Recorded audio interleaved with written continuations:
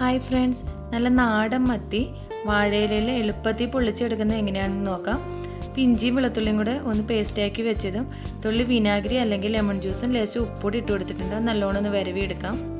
അത് കഴിഞ്ഞിട്ട് ഒരു പാൻ അടുപ്പിലോട്ട് വെച്ചിട്ട് ലേശം വെളിച്ചെണ്ണ ചൂടായതും അതിനകത്തോട്ട് ലേശം കടുകും ഉലുവയും ചേർത്ത് കൊടുക്കുക. അത് പൊട്ടിയതും ഒരു സവോള മുഴുവനായിട്ട് പൊടിയായിട്ട് അരിഞ്ഞു വെച്ചതും വെളുത്തുള്ളി ഇഞ്ചിയും അത് വേണമെന്നില്ല, ഓപ്ഷനിലാണ്. ഒരു ചെറിയ കഷ്ണം പച്ചമുളകും കരിവേപ്പിലയും കൂടി ഇട്ട് നല്ലോണം ഒന്ന് വഴറ്റിയെടുക്കാം. ഉള്ളി ലേശം വഴന്ന് വന്നതും കുറച്ച് ഉപ്പ് ചേർത്ത് കൊടുക്കാം, കുറച്ച് മുളക് പൊടി, കുറച്ച് മല്ലിപ്പൊടി, കുറച്ച് മഞ്ഞൾപ്പൊടി. ഇനി ഇത് നല്ലോണം ഒന്ന് മിക്സാക്കി കൊടുക്കാം. മുളക് പൊടി ഉള്ളിയൊക്കെ നല്ലോണം വഴന്നതും ഒരു ചെറിയ തക്കാളി പൊടിയായിട്ട് അരിഞ്ഞോട് ചേർത്ത് നല്ലോണം ഒന്ന് വഴറ്റി കൊടുക്കാം. തക്കാളി ലേശം ഒന്ന് വെന്തുടയണം. തക്കാളി വെന്തുടഞ്ഞു വന്നതും അതിനകത്തേക്ക് കുറച്ച് തേങ്ങാപ്പാൽ ചേർത്ത് കൊടുക്കാം.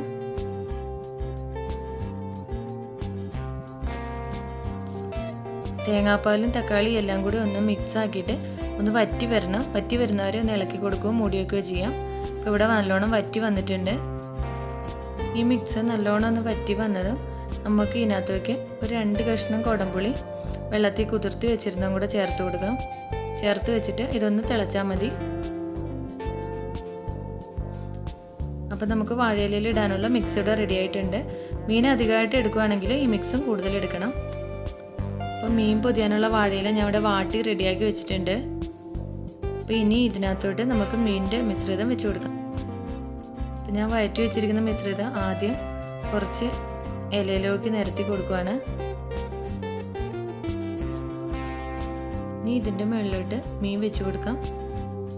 മീൻ വെച്ച് കൊടുത്തിട്ട് ബാക്കി നമ്മൾ തയ്യാറാക്കി വെച്ചിരിക്കുന്ന മിശ്രിതം ഇതിൻ്റെ മുകളിൽ ഇട്ട് കൊടുക്കാം.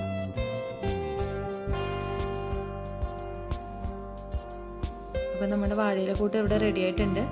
ഇനി ഈ വാഴയില ഒന്ന് പൊതിഞ്ഞ് കിട്ടാം. അപ്പം നല്ല ഗ്യാപ്പില്ലാതെ മടക്കിയെടുക്കണം, അല്ലെങ്കിൽ നമ്മുടെ വാഴയിലയിൽ നിന്ന് ഊറി വരുന്ന നീര് നമ്മൾ വേവിക്കാൻ വയ്ക്കുന്ന പാത്രത്തിൽ വീഴും.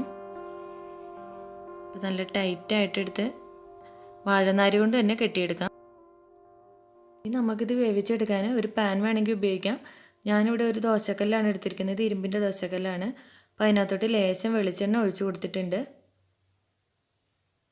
ലേശം ഒഴിച്ചു കൊടുത്താൽ മതി.